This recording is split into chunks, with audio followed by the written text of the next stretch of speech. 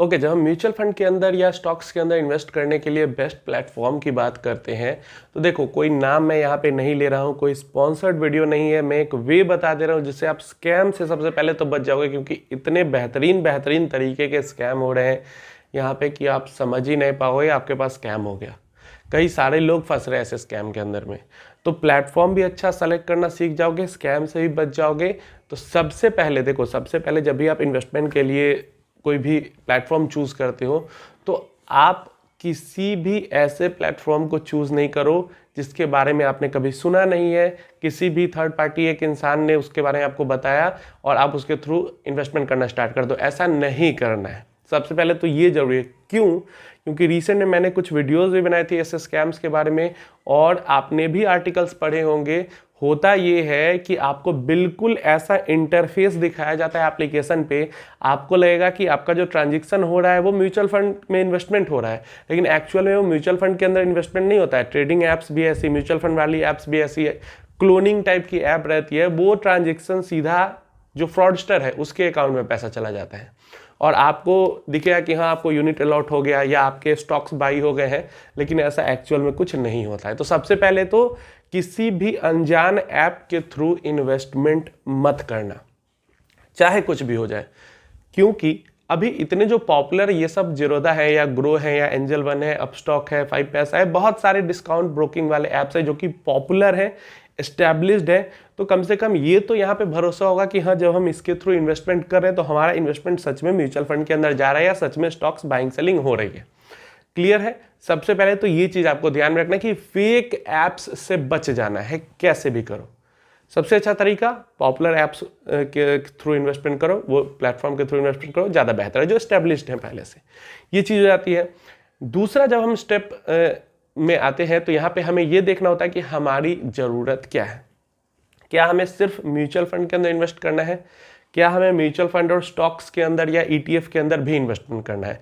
अगर हमें सिर्फ म्यूचुअल फंड के अंदर इन्वेस्टमेंट करना है तो हम कोई भी सिर्फ म्यूचुअल फंड के अंदर इन्वेस्ट करने वाले प्लेटफॉर्म के थ्रू इन्वेस्टमेंट कर सकते हैं। कई सारी ऐप्स, कई सारी वेबसाइट हैं जो कि सिर्फ म्यूचुअल फंड के अंदर इन्वेस्टमेंट कराती है। लेकिन अगर म्यूचुअल फंड के साथ साथ आपको ETF के अंदर भी इन्वेस्ट करना है, या फिर आपको स्टॉक्स के अंदर भी इन्वेस्ट करना है, या फिर आपको गोल्ड की जो ETF आती है उसके, equity ETF, gold ETF, debt ETF, सब तरीके के आते हैं, मतलब सब चीज के अंदर इन्वेस्टमेंट करना है, तो वहां पे आपको ऐसा प्लेटफॉर्म के थ्रू इन्वेस्टमेंट करना होगा जो आपको दोनों सर्विस प्रोवाइड करते हैं। म्यूचुअल फंड के थ्रू, म्यूचुअल फंड के अंदर भी इन्वेस्टमेंट करवाते हैं और डायरेक्ट स्टॉक के अंदर भी इन्वेस्टमेंट करवाते हैं। ऐसे में आपका एक डीमैट अकाउंट ओपन होना कंपलसरी हो जाता है। जिस भी ब्रोकर प्लेटफॉर्म के थ्रू आप अकाउंट ओपन करवाओगे वो आपका डीमैट अकाउंट भी ओपन करवा देगा। लेकिन सिर्फ म्यूचुअल फंड में इन्वेस्ट करना चाहते हो तो उसमें आपको डीमैट अकाउंट कंपलसरी नहीं होता है, वो ऐसे भी इन्वेस्टमेंट आपकी हो जाएगी।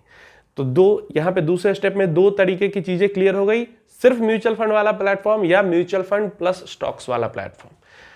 तीसरा स्टेप में अगर हम सिर्फ म्यूचुअल फंड की तरफ जाते हैं तो, या फिर म्यूचुअल फंड और स्टॉक्स दोनों की तरफ जाते हैं, तो जो भी एप्लीकेशन हमने चुना है उसके अंदर हमें देखना है कि क्या वो सिर्फ रेगुलर प्लान सजेस्ट करता है। जितने भी बैंकिंग वगैरह वाले एप्लीकेशन होंगे, मतलब कोई भी बैंक का एप्लीकेशन होगा जहां से आप इन्वेस्टमेंट करोगे म्यूचुअल फंड के अंदर में, वो आपको डायरेक्ट फंड प्रोवाइड नहीं करेंगे, वो आपको सिर्फ रेगुलर फंड प्रोवाइड करेंगे। रेगुलर फंड में आपके जो रिटर्न्स है वो 1 से 1.5, कभी कभी 2% तक भी घट जाते हैं। डायरेक्ट फंड में इन्वेस्ट करोगे तो वो 1 से 1.5-2% तक रिटर्न आपके बढ़ जाते हैं। तो इसलिए जो भी प्लेटफॉर्म सेलेक्ट कर रहे हो वो आपके से म्यूचुअल फंड में अगर इन्वेस्टमेंट करवा रहा है तो रेगुलर के साथ साथ डायरेक्ट का भी ऑप्शन हो, मुझे जिसमें करना है मैं करूं, या फिर सिर्फ डायरेक्ट का ऑप्शन हो। सिर्फ अगर रेगुलर का ऑप्शन है तो वहां पे इन्वेस्टमेंट नहीं करना है। रेगुलर का इन्वेस्टमेंट तब वर्थ इट होता है जब आप डिस्ट्रीब्यूटर के थ्रू इन्वेस्टमेंट करो और डिस्ट्रीब्यूटर आपकी हेल्प करे आपको आपके फाइनेंशियल गोल तक पहुंचाने में। तो मतलब डिस्ट्रीब्यूटर का मेहनत लग रहा है और सही में अगर वो मेहनत कर रहा है तो उसको कुछ कमीशन जाना चाहिए, तो वो 1-1.5% गया तो ठीक है। लेकिन बैंक वाले तो कुछ मेहनत भी नहीं करते, कुछ आपको सजेस्ट भी नहीं करेंगे, कुछ आपकी हेल्प भी नहीं करेंगे और फ्री मुफ्त का उनको 1-1.5-2% का कमीशन चला जाएगा। तो इसलिए डायरेक्ट प्लान्स के अंदर ही इन्वेस्टमेंट करना है। क्लियर हो गया? अब तो 3 स्टेप हमारे क्लियर हो गए। चौथा स्टेप में अगर आप चाहते हो, वैसे तो मैं बहुत ज़्यादा SWP को प्रमोट नहीं करता हूँ, लेकिन अब प्रमोट इसलिए नहीं करता हूँ क्योंकि SWP में होता क्या कि हर महीने पैसे आ ही जाएंगे, और हर महीने पैसे आएंगे तो खर्च हो ही जाएंगे। और वही अगर हम खुद से रिडीम करते हैं तो जिस महीने में जरूरत होगी उस महीने में रिडीम करेंगे, जिस महीने में नहीं होगी जरूरत तो नहीं करेंगे, लेकिन तो ऐसे में पैसे बचे रहेंगे। लेकिन फिर भी अगर आप चाहते हो कि SWP आपके लिए बहुत एक इंपॉर्टेंट ऑप्शन है, तो आपको वहाँ पे देख लेना है कि क्या वो जो एप्लीकेशन है वो SWP प्रोवाइड करती है या नहीं करती है। करती है तो ठीक है, नहीं करती तो फिर वो आपके निकल जाएगी ऑप्शन से वहाँ। उसके अलावा आप डायरेक्ट जो SWP करती है उस वाले को आपको चुनना पड़ेगा। तो ये स्टेप्स को आप अगर फॉलो करते हो तो आप एक बढ़िया प्लेटफॉर्म तक पहुंच जाते हो।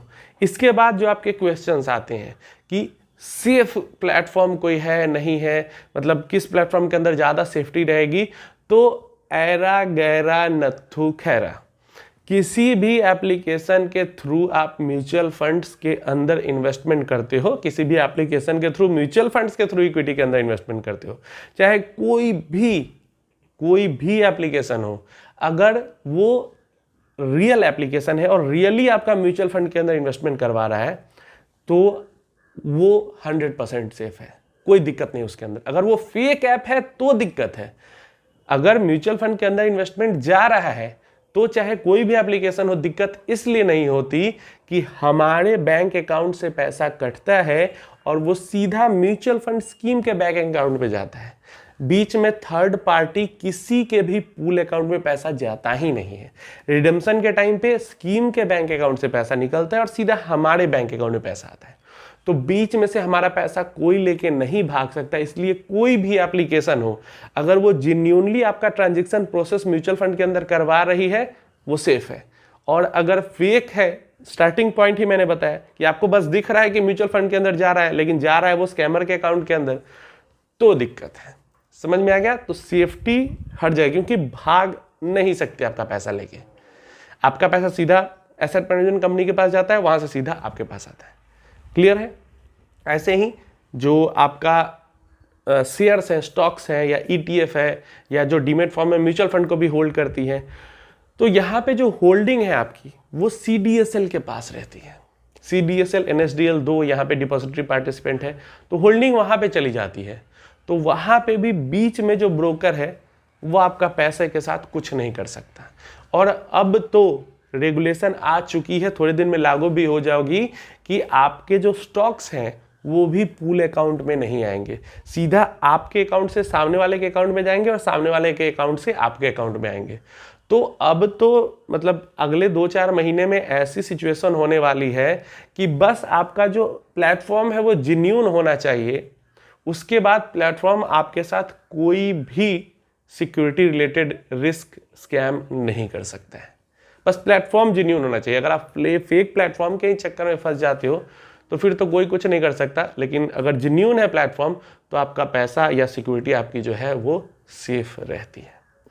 तो इसलिए रियल एप्लीकेशन के थ्रू इन्वेस्टमेंट करने की सोचो, बस फेक से बचो। अच्छा, कुछ जो ट्रांजैक्शन रिलेटेड इशू के बारे में जो बात है, जैसे ही 3 जून 4 जून को इशू आया, तो वो इशू किसी के साथ भी आएगा, सिर्फ ब्रोकर के साथ नहीं। अगर आप डायरेक्टली AMC की वेबसाइट के साथ, म्यूचुअल फंड सेंट्रल के साथ, किसी के साथ भी करो, हर किसी के साथ ये प्रॉब्लम आएगी। प्रॉब्लम MF सेंट्रल या डायरेक्टली AMC की वेबसाइट के साथ इसलिए नहीं आई उस दिन क्योंकि ज़्यादा लोग उसके साथ इन्वेस्टमेंट नहीं करते। ज़्यादातर लोग डिस्काउंट ब्रोकर के साथ इन्वेस्टमेंट करते हैं, जैसे जीरोधा हो गया, ग्रो हो गया, अपस्टॉक हो गया। इसलिए यहाँ पे हैवी ट्रांजैक्शन हुई तो पेमेंट एग्रीगेटर को दिक्कत हुआ। अगर बहुत ज़्यादा लोग MF सेंट्रल के थ्रू भी इन्वेस्टमेंट करने लगेंगे या बहुत ज़्यादा लोग किसी एक पर्टिकुलर AMC के वेबसाइट के थ्रू इन्वेस्टमेंट करेंगे, तो जो पेमेंट एग्रीगेटर यहाँ है, ज़्यादातर जगह पे वही पेमेंट एग्रीगेटर है, तो फिर दिक्कत वही आएगी। पेमेंट एग्रीगेटर तो वही है ना, पैसा पहुंचाना उसका काम है, प्रोसेस करना ट्रांजैक्शन का काम है। तो यहाँ करे वहाँ करे, जहाँ भी सिस्टम अगर 100 को करने के लिए बना है और 1 लाख ट्रांजैक्शन हो जाएगा, तो चाहे कोई भी हो, सिस्टम फेल होगा ही। बस यही है बात कि उन प्लेटफॉर्म्स के थ्रू उतनी हैवी ट्रांजैक्शन नहीं होती है जितनी हैवी ग्रो या जीरोधा के थ्रू होती है। इस कारण इनको दिक्कत आई पहले। तो इसलिए अगर आनी है दिक्कत तो वो कहीं पे आएगी, और नहीं आनी है तो कहीं पे नहीं आएगी। तो ये सब चीज़ों के चक्कर में आपको नहीं पड़ना है, और इन सब बातों का आपकी लॉन्ग टर्म गोल पे 10, 15, 20 साल के गोल पे बहुत ज़्यादा असर नहीं पड़ता। तो इन चीज़ों में को ध्यान में रख के आप अपना प्लेटफॉर्म चुन सकते हैं।